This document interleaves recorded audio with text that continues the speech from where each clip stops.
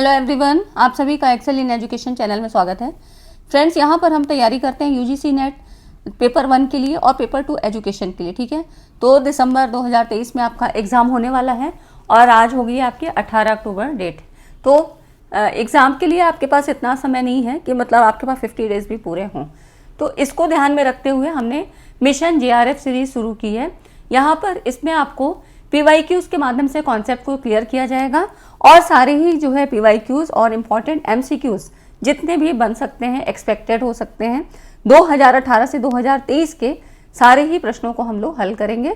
ठीक है, और साथ में आपके कॉन्सेप्ट भी क्लियर होते जाएंगे। तो क्वेश्चंस को आपको ज़रूर लगाना चाहिए क्योंकि इतनी सारी बुक्स लेके आप PYQs की प्रैक्टिस नहीं कर पाएंगे। ठीक है, तो आज की इस वीडियो में हम लोग रिसर्च एप्टीट्यूड के इम्पॉर्टेंट PYQs और MCQs को यहाँ पर सॉल्व करेंगे। ठीक है, और 2018 से 2023 तक जो भी आपके क्वेश्चंस बनते हैं रिसर्च एप्टीट्यूड के, वो सारे आपको यहाँ पर मैं आपके कवर करवा दूंगी। ठीक है, तो जो भी कॉन्सेप्ट हैं वो भी क्लियर हो जाएंगे और प्लस साथ में जो आपकी थ्योरी की जो है जितने भी टॉपिक्स हैं वो भी मैंने कवर करवा दिए हैं। तो आप लोग प्लेलिस्ट में देख लीजिए। ठीक है, प्लेलिस्ट में आपको अलग से भी मिल जाएगा जो एग्जाम ओरिएंटेड है, साथ में यूनिट वाइज भी आपको चीज़ें दी हुई हैं, तो आप लोग वहाँ पर देख सकते हैं। ठीक है, तो अगर आप चैनल पे पहली बार आए हैं तो सब्सक्राइब कर लीजिएगा और साथ में टेलीग्राम चैनल को भी ज्वाइन कर लें, लिंक आपको डिस्क्रिप्शन में मिल जाता है।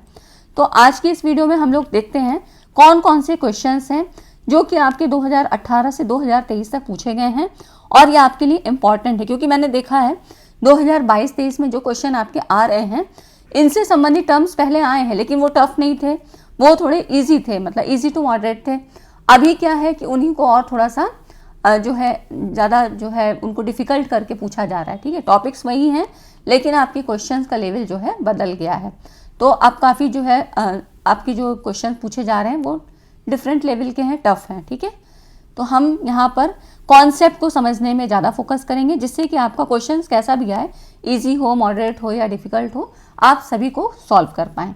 तो यहाँ पर देखिए, निम्नलिखित सूची में से कौन सा कथन शोध की उपयुक्त परिभाषा देता है, इसके लिए सही कूट का चयन करिए, है ना। अब आपको इन जो है ऑप्शंस में से सही आपको चूज करना है और देखिए यहाँ से एक क्वेश्चन आपका बनता ही बनता है, चाहे स्टेटमेंट का सवाल बने चाहे आपका इससे संबंधित बने।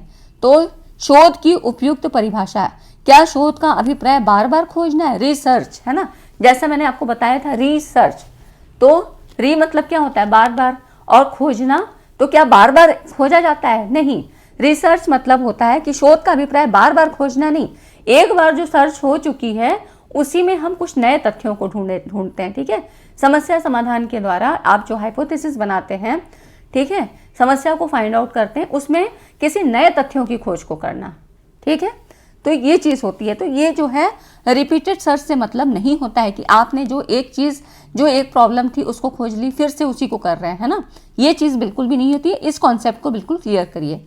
शोध मूलतः किसी प्रश्न का उत्तर है, तो ये ठीक है क्योंकि क्या होता है, आप पहले समस्या ढूंढते हैं, है ना, समस्या के बाद आप परिकल्पना बनाते हैं, उसके बाद जाके परिकल्पना को ही आप टेस्ट करते हैं, है ना। तो यही हो जाता है, शोध मूलतः किसी प्रश्न का उत्तर है। शोध किसी समस्या का प्रामाणिक समाधान प्रदान करता है, तो ये भी सही है। ठीक है, ये इसका राइट आंसर है। शोध किसी व्यक्ति की परिकल्पना, तो व्यक्ति से कोई मतलब नहीं होता है ना। शोध तो कोई भी चीज़ होती है जो समाज को, मतलब आगे समाज के लिए कितनी बेनिफिशियल होगी, इसलिए कोई भी रिसर्च की जाती है और इसमें किसी व्यक्ति की बात नहीं होती है ना। तो किसी भी व्यक्तिगत जो है यहाँ पर किसी भी समस्या का समाधान नहीं होता है, समाज के लिए वो कितनी फ्रूटफुल होगी इसको नज़र में ध्यान रखकर, नैतिकता को ध्यान में रखकर तब किसी शोध को प्रारंभ किया जाता है। शोध अर्थ निरूपण करने वाली एक प्रक्रिया है। Research is a meaning giving process, है ना। शोध का अर्थ किसी निश्चित समग्र से, तो निश्चित समग्र से यहाँ मतलब नहीं होता है। ठीक है, तो यहाँ पर ये भी नहीं होगा और ये वाला ऑप्शन भी आपका नहीं होगा। Research is a meaning giving process, जो आप इतना बड़ा रिसर्च का प्रोसेस कर रहे हैं इसमें आपको कोई अर्थ निकल के आना चाहिए, कोई ऐसा रिजल्ट जो कि हमारे लिए लाभदायक हो। ठीक है, तो रिसर्च का मतलब यही होता है। तो अब आप इसमें देख सकते हैं कि कौन से ऑप्शन आपके यहाँ पर, तो ये आपका राइट आंसर हो जाता है। ठीक है, अब देखिए यहाँ पर, देखिए परिस्थितियों को देखना और बारीकी से उनके निरीक्षण की योग्यता यहाँ पर ज्ञानात्मक अनुसंधान के किस स्तर पर सबसे ज़्यादा प्रासंगिक है। परिस्थितियों को देखना, बात कर रहा है कि ability to see and seize of the situation, creatively, है ना, तो बारीकी से उनके निरीक्षण की योग्यता, ज्ञानात्मक अनुसंधान की किस, तो यहाँ पर देखिए किसी शोध समस्या की पहचान करने, परिभाषित करने के चरण में, तो शोध अविकल्प मतलब देखना, परिस्थितियों को देखना और बारीकी से उनके निरीक्षण की बात है। तो यहाँ पर जब हम परिकल्पना और उसके परीक्षण की पद्धतियों के प्रतिपादन में जब परिकल्पना की बात करते हैं, जब परिकल्पना का निर्माण किया जाता है और उसके टेस्टिंग की बात होती है, तब यहाँ पर परिस्थितियों को देखना और बारीकी से निरीक्षण की योग्यता यहाँ पर ज़्यादा रेलिवेंट होती है। ठीक है, तो ये परिकल्पना है क्या?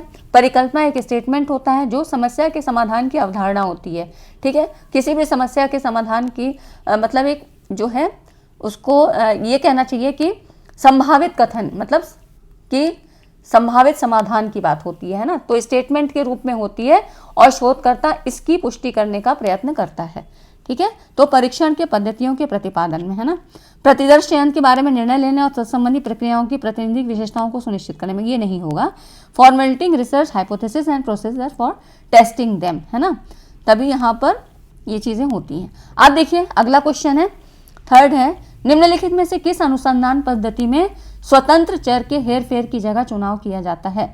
स्वतंत्र चर के हेरफेर किसमें होता है? यह आपका हो जाता है एक्सपेरिमेंटल मेथड में होता है। लेकिन स्वतंत्र चर के हेरफेर की जगह जो है यहाँ पर देखिए यह आपके एक्सपोस्ट फैक्टो मेथड में होता है, कार्योत्तर पद्धति। इसमें क्या होता है एक्सपोस्ट फैक्टो मेथड, जैसे कि आपको पता है घटनोत्तर, घटनोत्तर शब्द इस आशय की ओर संकेत करता है कि घटना घट चुकी है और उसके प्रभाव को कारण प्रभाव संबंध के रूप में यहाँ पर जो है टेस्ट किया जाता है। तो इस अनुसंधान पद्धति में स्वतंत्र चर के हेरफेर की जगह चुनाव किया जाता है। तो यहाँ पे वेरिएबल्स का इफेक्ट देखा जाता है ना। यहाँ पर देखिए एक्सपोस्ट फैक्टो मेथड ऐसे शोध में होता है जिसमें अनुसंधानकर्ता किसी प्रभाव के आधार पे संभावित कारण का पता लगाने की कोशिश करता है। घटना घट चुकी है और तब क्या है शोधकर्ता शोध को प्रारंभ करता है। ठीक है, तो घटना घट चुकने के बाद होती है। प्रभाव क्या है? प्रभाव जो है आश्रित चर होता है, मतलब जिसमें जो कि पहले घट चुकी हैं उन्हें कारण कहा जाता है और ये स्वतंत्र चर होते हैं। ठीक है, तो इस तरह से कोई विशेष घटना, परिणाम, अवस्था या अन्य प्रकार के व्यवहार के साथ कौन कौन से कारक संबंधित होंगे, किस तरह उसका प्रभाव पड़ा होगा, इसका जो है स्टडी यहाँ पर एक्सपोस्ट फैक्टो मेथड में की जाती है। तो यहाँ पर इसमें जो चर है उसके प्रभाव का अध्ययन यहाँ पर किया जाता है। ठीक है, तो यहाँ अब देखिए अगला क्वेश्चन है, निम्नलिखित में से किन क्षेत्रों में शोध नीति का बड़ा महत्व है? दिए गए कूट में से अपना उत्तर यहाँ पर दीजिए। तो शोध नीति, यहाँ से काफ़ी क्वेश्चन बनते हैं आपके। रिसर्च एथिक्स, है ना, रिसर्च एथिक्स से काफ़ी सवाल पूछे जाते हैं और आपके ऐसे ही पूछे जाते हैं जिसमें आपको कोई भी चीज़ रटना नहीं है, यहाँ पर आपको समझ के आंसर देना है। क्योंकि क्या होता है जो ऑप्शंस होते हैं ये मिलते जुलते होते हैं, तो अगर आप ऑप्शंस को सही नहीं पढ़ेंगे, उस कॉन्सेप्ट को नहीं समझेंगे, तो यहाँ पर फिर सवाल को आप गलत टिक करके आते हैं। ठीक है, यहाँ पर देखिए जब हम अगर बात करते हैं रिसर्च एथिक्स, तो एथिक्स के भी अपने मतलब रिसर्च में जो एथिक्स अपनाई जाती है उसके भी कुछ रूल्स होते हैं। ठीक है, तो एथिक्स हम कहाँ कहाँ देखते हैं, जैसे कि साहित्यिक चोरी के संबंध में, है ना, और आप जब डेटा कलेक्शन करते हैं, डेटा एनालिसिस करते हैं, मतलब आप जो है एज इट इज़ उसको वैसा ही लिखिए, कोई भी आंकड़ों में हेर फेर नहीं करना है। आपको शोध नैतिकता के विरुद्ध जाके कोई ऐसा काम नहीं करना है जो भी ऑब्जेक्टिव मतलब जो भी आपका जिसके ऊपर भी आप जो है जो भी कोई आपका सब्जेक्टिव है, जो विषय मतलब जिसके ऊपर आप रिसर्च कर रहे हो, कोई भी ह्यूमन बीइंग है, एनिमल बीइंग है, उसको किसी तरह का नुकसान नहीं होना चाहिए। तो ये सारी चीज़ें आपकी किस में आती हैं? शोध नैतिकता के अंतर्गत आती हैं और इनको किसी तरह का उल्लंघन नहीं करना चाहिए। ठीक है, तो यहाँ पर देखिए अगर हम इस क्वेश्चन में देखें तो आपका डेटा कलेक्शन में हो जाता है। ठीक, तो यहाँ पर रिसर्च एथिक्स का आपको ध्यान देना है कि आप जो टूल्स यूज़ कर रहे हैं कितने एक्यूरेट हैं, या अगर उसमें एरर भी है तो आप उसी तरह से लिखिए, आपको उसमें हेर फेर नहीं करना है। ठीक है, डेटा एनालिसिस में आप करोगे और उसके बाद थेसिस लिखने में, ठीक है, डिसर्टेशन आप जब लिखते हैं तो उसमें कोई हेर फेर नहीं होना चाहिए, शोध नैतिकता को आपको अपनाना चाहिए। तो ये सारी चीज़ें आपकी इसके अंतर्गत हो जाती हैं। ठीक है, तो यहाँ पर इसमें आप राइट आंसर यहाँ पर देख सकते हैं कि इसका ये ऑप्शन होगा। ठीक है ना, तो देखिए यहाँ पे कॉन्फ्रेंस से कोई मतलब नहीं होता है, सेमिनार पेपर्स में कुछ नहीं मतलब होता है ना, सेलेक्टिंग या रिसर्च प्रॉब्लम में भी यहाँ पर कोई मतलब नहीं होता है। डेटा कलेक्शन जिसमें कि आप हेर फेर कर सकते हो कि अच्छा नहीं आंकड़े हमारे सही मिल रहे हैं तो चलो हम अपनी तरफ से बदल देते हैं, ऐसा नहीं करना है। ठीक है, तो ये सारी चीज़ें आपकी शोध नैतिकता से संबंधित होती हैं, जिससे काफ़ी क्वेश्चन आपके पूछे गए हैं। और जब हम ऐसे ही PYQs को सॉल्व करेंगे तो आपके जो है काफ़ी सारे कॉन्सेप्ट क्लियर हो जाएंगे और क्वेश्चंस का भी पैटर्न आपको पता लगेगा। ठीक है, तो ये सारे क्वेश्चन आपके 2018 से 2023 तक के हैं। यहाँ पे देखिए, अनुसंधान के परिणामों को प्रस्तुत करते समय और दूसरों के साथ साझा करने के लिए निम्नलिखित में से किस अवैयक्तिक अनुसंधान शैली का प्रयोग किया जाता है? इसमें कह रहा है इम्पर्सनल। इम्पर्सनल यहाँ पर क्यों दिया है? इम्पर्सनल से मतलब होता है आपका विदाउट रेफरेंस, मतलब नो पर्सनल, विदाउट रेफरेंस और connection to a particular person. यहाँ पर किसी से भी कोई मतलब नहीं है, नो जो है नो पर्सनल। ठीक, कोई भी अवैयक्तिक अनुसंधान शैली का यहाँ प्रयोग किया जा रहा है, मतलब कोई भी उसका किसी के साथ भी कनेक्शन नहीं है। तो ये जो है अनुसंधान के परिणामों को प्रस्तुत करते समय दूसरों के साथ साझा करने के लिए, है ना। तो कौन सी स्टाइल इम्पर्सनल शैली का प्रयोग किया जाएगा? तो इसमें आपका देखिए एथनोग्राफिक भी नहीं होता है यहाँ पर। तो क्या होता है कि कोई एक समूह में करते हैं, है ना। और उसके बाद क्रियात्मक अनुसंधान, ये आपको पता है कि ये आप किस में करते हो? एजुकेशनल फील्ड में करते हो, जहाँ पर इमीडिएट आपको प्रॉब्लम यहाँ पर सॉल्व करनी होती है। ठीक है, तात्कालिक समस्याओं के समाधान के लिए होता है। नैरेटिव स्टडीज, यहाँ पर आप क्या करते हो? गुणात्मक जो है अनुसंधान का यूज करते हो, ठीक, गुणों के आधार पे। तो यहाँ देखिए एक्सपोज फैक्टर स्टडीज में इम्पर्सनल स्टाइल का यूज करते हैं। ठीक है, causal comparative based expose facto.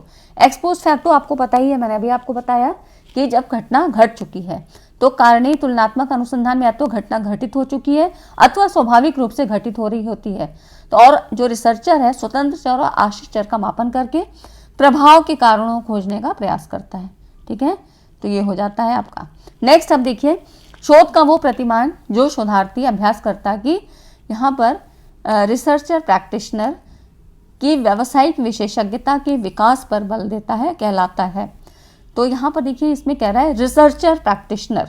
Researcher practitioner की पैराडिम, पैराडिम मतलब प्रतिमान, है ना।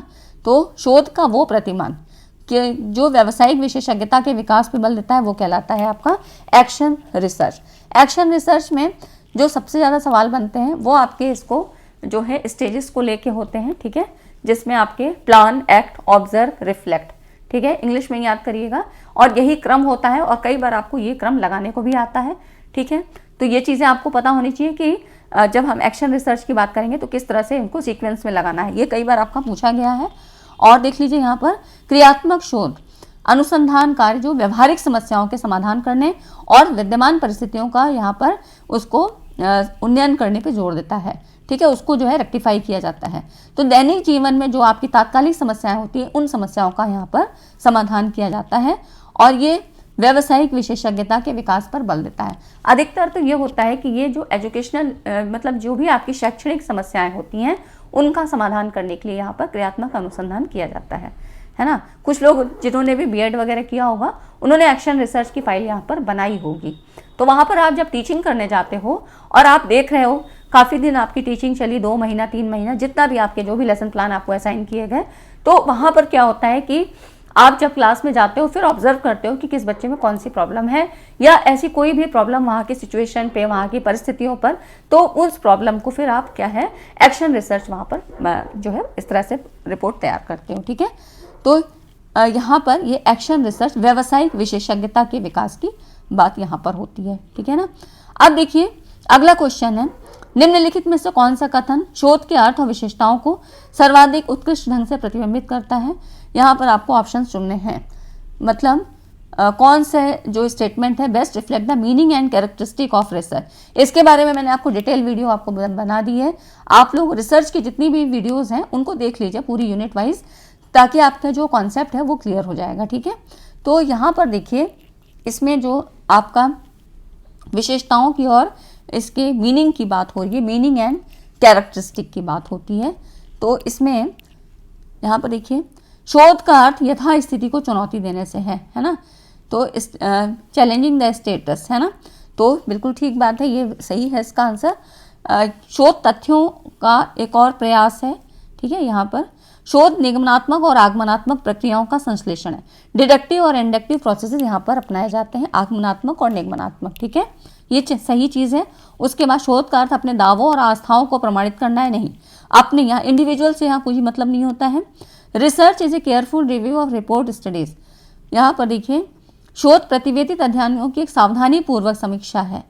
तो रिपोर्ट की नहीं, यहाँ पर देखिए जो अगला क्वेश्चन, जो अगला ऑप्शन कह रहा है शोध ज्ञान की एक समीक्षात्मक एवं भावपूर्ण खोज है। ठीक है, तो research is a critical and passionate search for knowledge. ठीक है, तो यहाँ पर रिव्यू तो आप करोगे, लिटरेचर रिव्यू तो आप करोगे ही, है ना, उसमें केयरफुल की क्या वो है, लेकिन जो अगला ऑप्शन है ये इससे ज़्यादा बेटर ऑप्शन है, इसलिए इसका आंसर ये होगा, है ना। तो इस तरह से ये आपके राइट आंसर हो जाते हैं, है ना। अब देखिए अगला क्वेश्चन है। और फ्रेंड्स अगर इस तरह के क्वेश्चन आपको और देखने हैं और तो वीडियो को लाइक करें, शेयर करें, और आपके ऐसे ही क्वेश्चन मैं हर यूनिट के करवा दूंगी, तो आपका बेसिक कॉन्सेप्ट एकदम क्लियर हो जाएगा और क्वेश्चंस भी आपको पता लग जाएंगे कि किस तरह से आप क्वेश्चन बन रहे हैं, किस तरह से आगे पूछे जा रहे हैं, या और इनसे रिलेटेड कैसे क्वेश्चन बने, है ना। जैसे मैंने अभी आपको साथ साथ में ही काफ़ी चीज़ें आपको बता दी।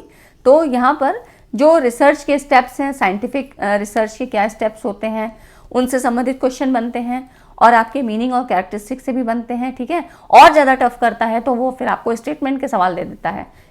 अब इस स्टेटमेंट में आपको जब दोनों स्टेटमेंट आपको सही से समझ में आएंगे तभी आप उत्तर को फाइंड आउट कर पाएंगे, है ना। अब देखिए अगला क्वेश्चन यहाँ पर कह रहा है शोध के उन चरणों और सोपानों की पहचान कीजिए जिसमें नैतिक निहितार्थ का मुद्दा प्रासंगिक होता है। इसमें कह रहा है कि ethical consideration, identify those states और steps of research in which ethical consideration, यहाँ पर भी एथिकल कंसिडरेशन की बात हो रही है, बिकम रेलिवेंट, है ना। नैतिक निहितार्थों का मुद्दा प्रासंगिक होता है। यहाँ पर दिए गए कूट में से मतलब कुछ भी कह के यहाँ पर वही बात हो रही है कि जो है रिसर्च एथिक्स की ही बात हो रही है। ठीक है, नैतिक निहितार्थ कि एथिकल कंसिडरेशन कौन कौन से स्टेप्स में आप लेते हो। तो इसमें देखिए शोध के प्रश्न की पहचान और परिभाषित करना इसमें नहीं होता है, बल्कि हल प्रस्तावित करने के लिए और चरों के मध्य संबंधों को। तो देखिए वेरिएबल्स की भी यहाँ पर कोई बात नहीं होती है।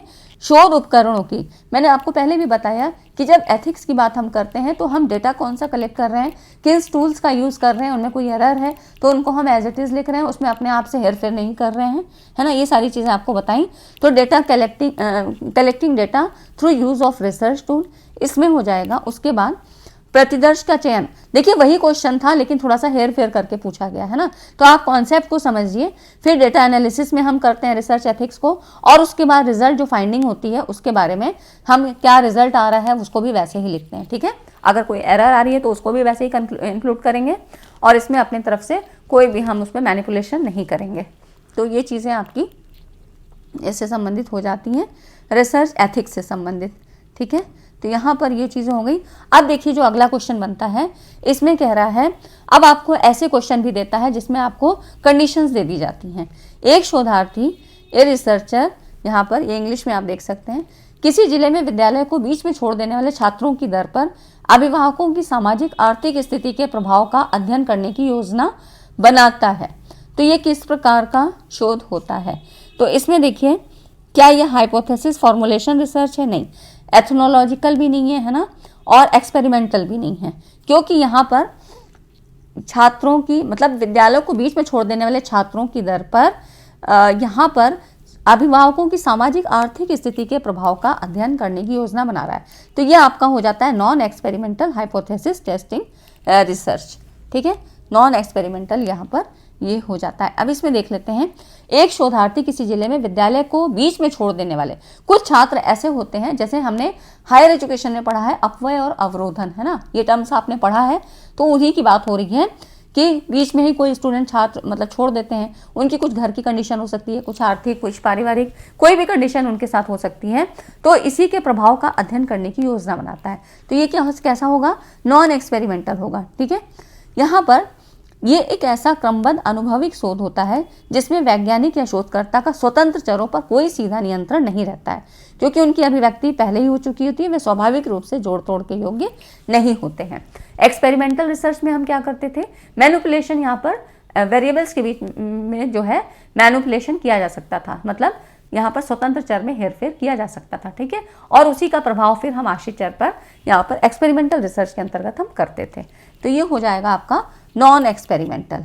ठीक है, जो जैसी कंडीशन है उसका वैसे ही प्रभाव का अध्ययन किया जा रहा है।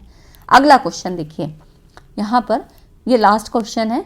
नीचे कुछ प्रमुख पद दिए हैं। अब देखिए इसमें आपको कई तरह के रिसर्च के नाम दिए हैं जो गुणात्मक शोध प्रतिमान को प्रदर्शित करते हैं। क्वालिटेटिव और क्वांटिटेटिव मैंने आपको बहुत अच्छे से समझाया है और इसका डिफरेंस समझ लीजिए। हर एक चीज़ वहाँ पर मैंने इंक्लूड की है और आपको समझना भी ज़रूरी, क्योंकि ऐसे ही क्वेश्चन बनते हैं या और डिफरेंट टाइप के भी पूछ लिए जाते हैं, कैरेक्टरिस्टिक के अंदर भी पूछ लिए जाते हैं। तो अब इसमें देखिए, इसमें आपको नाम फाइंड आउट करना है कि कौन से गुणात्मक शोध को यहाँ पे दर्शाते हैं। तो इसमें देखिए यहाँ पर ये है आपका जो दूसरा वाला है एथनोग्राफी है, ठीक है, नृजाति विज्ञान। उसके बाद आपका आता है सिंबॉलिक इंटरैक्शन। क्वालिटेटिव में क्या बात हम करते हैं, गुणात्मक की बात करें तो गुणों के आधार पे, ठीक है, तो गुणों के आधार पर यहाँ बात होती है। यहाँ पर कोई भी सांख्यिकी आंकड़ों का प्रयोग हम नहीं करते हैं और ये हो जाती है आपकी नैरेटिव टाइप, ठीक है। तो ये चीज़ें जो है आपकी गुणात्मक शोध के प्रतिमान को प्रदर्शित करती हैं। सिंबॉलिक इंटरैक्शन क्या होता है, सिंबॉलिक प्रतीकात्मक अंतःक्रियावाद एक क्या है, समाजशास्त्रीय सिद्धांत है, ठीक है, सोशलॉजिकल यहाँ पे फंडा जो है प्रिंसिपल है। मतलब कहने का मतलब है कि व्यक्ति क्या है, सामाजिक प्राणी है, समाज में रहता है और समाज में अन्य व्यक्तियों के साथ उसके विचार भावनाएं किस तरह की हैं, यहाँ पर ये सारी चीज़ें उसके व्यवहार को दर्शाती हैं और यही हो जाती है सामाजिक अंतःक्रिया कि किस तरह से वो व्यवहार अपना दिखा रहा है, ठीक है। तो ये हो जाती है आपकी एथनोग्राफी, सिंबॉलिक इंटरैक्शन और नैरेटिव। यहाँ पर आप क्या करते हो, गुणात्मक, यहाँ पर कोई भी आप आंकड़ों का प्रयोग नहीं करोगे, गुणों के आधार पर चीज़ों को बताओगे, ठीक है। तो ये सारी चीज़ें हो गई। इसीलिए आपको क्वालिटेटिव क्वांटिटेटिव मैंने बहुत पहले बता दिया है, आप लोग उसको देख लीजिए, आपको प्ले लिस्ट में सारी चीज़ें मिल जाएंगी, ठीक है।